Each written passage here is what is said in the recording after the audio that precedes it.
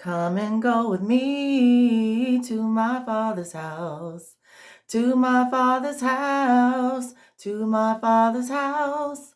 Come and go with me to my Father's house. There's joy, there's joy, there's peace, and there's peace. Hello, God's beautiful children of light. Thank you so much for the 8 subscribers that I have on the channel. I'm very grateful. And thank you so much for watching. Thank you so much for continuing to support my channel. I really appreciate it. And speaking of houses, let's talk about houses today. So in today's video, I want to talk about how important housing is to me, or having a house, how important that is to me with respect to my childhood and how I grew up, and then also the things that happened in my marriage to a narcissist and how his viewpoint was on housing and how that affected me as well. So my family is originally from Selma, Alabama, and grew up on a farm, pretty much country kind of life. And they moved to a large city in Alabama, northern Alabama, probably in the 70s, late 70s, early 80s. And from there went into public housing. So we call them the projects. And so by the time I was born into the projects. And so we lived in the projects until I was about 3 years old. And then my little baby sister was born by then. And we kind of moved around quite a bit. So after age 3, then we moved in with my sister's family and kind of stayed there a bit. And then ended up going back to the projects, and then had a series of what we call shotgun houses. And those houses I have a dislike for until present day. It's very traumatizing to think about a shotgun house. But if you don't know what a shotgun house is, I feel it's basically like a shack. So they call it a shotgun house because if you were to look through the front door of the house, you can look straight back and see the back door of the house. So it's basically a very long, narrow kind of house, very small. And when I was growing up as a child, not only were they small, but they were also very, very, we call it raggedy. So in very poor condition. So I spent all of my childhood pretty much, really up until age 18, living in a shotgun house. And I remember when my sister and I, when we first moved in a shotgun house, we looked at each other and we just cried. We were so sad and we were so disappointed. We just kind of made a vow to ourselves and to each other that when we grew up, we weren't going to return to a shotgun house. I said all of that to say, you know, when we were younger, we didn't feel the safest that we could feel. You know, we weren't in the best of neighborhoods, and the house itself, we felt like wasn't safe. You know, electrical issues, plumbing issues, different things like that. We just kind of dreaded where we lived. And so it made me that much more determined to not have that in my future, to not continue to perpetuate that. You know, I wanted to have better for myself and any future children that I would have. So fast forward to meeting the narcissist. Eventually he, you know, met my family, and so he was able to see where I came from. So, you know, he saw the shotgun house living that, I grew up in. And so I don't think that he used that information to help me at all or to understand me at all. He basically used that information to manipulate me. So when we got married and he moved me away from, you know, my family and what I knew, he started to ride me around in nice neighborhoods, and he started to show me 2 and 3 story houses. And little did I know it was manipulation. He was trying to make me think, if me and him were together, and we're married and everything, that we could work towards having something nice like this, like the 2 story houses, like the nice neighborhoods and everything like that. And he would do this repetitively. He would take me on car rides every single weekend to all of these well-to-do neighborhoods and basically sell me a dream. Cause me to think that, oh, one day, with this man, he and I are going to work hard together and do what we need to do. And one day we will have a nice house and we will escape, our childhood of poverty. He didn't have a poverty childhood. I did. But he had me thinking that, you know, we were going to escape that together. And so I did buy into that dream for a while. I worked hard to save money and things like that. And my spouse, on the other hand, was gambling. So, needless to say, my dreams of home ownership were starting to dwindle. I waited 7 years into the marriage to have a child with him, and still no house to raise our child in. So fast forward, I have a crawling toddler, probably about 2.5 years old, and I just said, I can't do this anymore. I want to raise my son in a house. I can't continue to wait on my husband to stop gambling. So, I saved up enough money to do a down payment, and I went to see if I could get a house on my own because my husband was not working and didn't have interest in working. So wasn't able to, use his income or anything like that to work towards getting a mortgage. So my dream did come true. I did end up being a homeowner, a very modest home, built in the 80s, and 3 bedrooms, 2 baths. And so I was pretty happy with that. My son, has a room, he has a backyard he can play in, and it's a decent neighborhood. So I have a certain mindset, and my husband at the time did not have the same mindset. We weren't on the same page.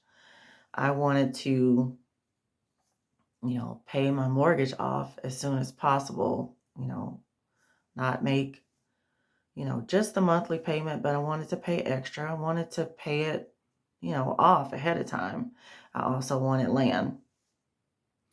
So I'm realizing that all of this hypervigilance is because of I don't want to, go back to my childhood of, you know, feeling like I'm at risk, you know, for homelessness and poverty. And I felt that same anxiety with my spouse who was putting his money in a hole, is what I felt like, and wasn't contributing to the household. So I had all of this hypervigilance about saving money and, paying extra on my mortgage to try to pay it off faster. It's really sad how the enemy will come in and play on your insecurities. They know what is important to you. And I say they, meaning the enemy as well as the narcissist. They know what is important to you, they know your fears. And so the narcissist pretty much knew that I was going to do the right thing, that I cared about paying bills. I cared about having a roof over my head. He knew all of these things, and he basically milked that to his advantage. He knew that he could get away with splurging his money. He can get away with gambling and all those things, and I was still going to be the responsible party. I was still going to make sure that there was a roof over the family's head, and I was going to do the right thing with my money. He knew that, all of that. So my spouse is watching me pay ahead on the mortgage as far as like paying, extra on it. And he watched me acquire a plot of land next to the house. So he's watching all of this. And when it comes time for the divorce, he tells me that half the house belongs to him. The enemy is so selfish, and they come in to steal from day one. I'm not sure how he felt entitled to half of a house that he didn't contribute anything towards. He didn't pay the monthly mortgage. He didn't pay any down payment. He didn't pay any earnest money, all the things. He didn't pay to furnish the house, nothing. But he felt very much like half the house should be his. But God is a just God. And when I went to talk to the lawyer, the divorce attorney, about this, he asked me one simple question: is your spouse on the mortgage loan? Of course, the answer is no. And I believe the Lord fixed it for it to be so, for it to be that way. The Lord did give me the house. It's just not in the way I always thought it would be. I always thought it was going to be a partnership, like a family thing with me and my spouse, and it didn't happen that way. But it doesn't matter. I'm very grateful to have a place for my son to rest his head. So, fast forward to after the divorce, I was awarded the house, and basically, as soon as the narcissist moves out of the house, my son comes to me, and he's 6 years old at the time. And he comes to me and he says, "Mommy, I don't want to live here." And I'm like, "What's that? What do you mean? What are you saying?" And he's like, "I want to live in a 2-story house. I want to live in a house with upstairs and downstairs." And I say to my son, "What's wrong with this house?" And he says, "It's too small." And I'm thinking, "Excuse me?" I'm thinking to myself, when I was your age, I would have loved to have a house such as this. And I'm telling him, "I got this house for you so you can grow up here. And I'm trying my best to get it paid off so that when you're of age, I can hand it off to you. So you can rent it out and have rental income. There's an empty lot next door to the house." I said, "I'm paying extra." This is what I'm saying to myself. "I'm paying extra on this to try to pay it off faster. I'm doing all of this for you." So I tell my son that I plan to give him the house when he's older. And he says, "I don't want it." And I'm thinking, I don't know what his little 6-year-old self is saying right now, but he doesn't have a clue. And he gets so adamant about living in this upstairs and downstairs house that I get emotional. I just got divorced. You know, it's just me and him now. And I started to cry. And all I can muster up to say to him is, babe, I don't see that. I said, Mom is not trying to get into another mortgage. I said, the only way that could happen to us is if God brings us a husband. I said, that's the only way Mommy can see it. And then it occurs to me that that's the very point that I'm missing. My Father, my Heavenly Father, is the one who is rich in houses and land. I didn't get my starter home through my husband. I didn't get the home that I thought I was going to get through my husband. Except the Lord build a house, they that labor in vain. God is the one who's going to bring me my inheritance. Perhaps my son could actually see the future. Perhaps my son could see the promised land. Because truth be told, when you do a lot of waiting and you wait for so long, sometimes you end up settling.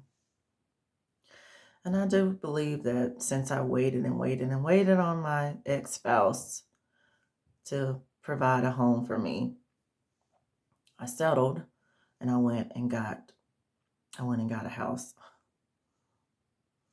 which I'm very grateful for and I count as a blessing. What if the Lord has greater? What if the Lord has a more excellent way? What if the Lord has abundance for you? More than enough and running over. I believe He does, and I believe He will give us the desires of our heart. This is what the narcissist will do. They will show you something that's already yours and then tell you that they're going to give it to you. Matthew 4, 8 through 10. And again the devil taketh him up into an exceeding high mountain, and showeth him all the kingdoms of the world, and the glory of them, and said unto him, all these things will I give thee, if thou wilt fall down and worship me. Then saith Jesus unto him, get thee behind me, Satan, for it is written, thou shalt worship the Lord thy God, and him only shalt thou serve. Now the narcissist wanted me to bow down to him, wanted me to serve him, take care of him, worship him. That's what he wanted. And then he tried to present a house to me, mansion, large homes, nice neighborhood, try to present all of that to me as if the Lord wasn't going to give it to me anyway. We have to be very, very careful of the tricks of the enemy. He tries to make you think that he's going to give you things that only the Father can give you. He's going to give you things that he doesn't even own. He's going to give you things that already have your name on it. The devil is a liar, and the truth ain't in him. John 14 and 2. In my Father's house are many mansions. If it were not so, I would have told you. I go to prepare a place for you. God is the one that's going to give you that mansion. Satan doesn't own anything. Satan can't give you a mansion. He can lie to you and make you think that he owns it, make you think that you can get it from him. But it all belongs to God. God is your provider. So, chosen ones, never worry about where you're going to live. Never worry about where you're going to rest. Live in the light.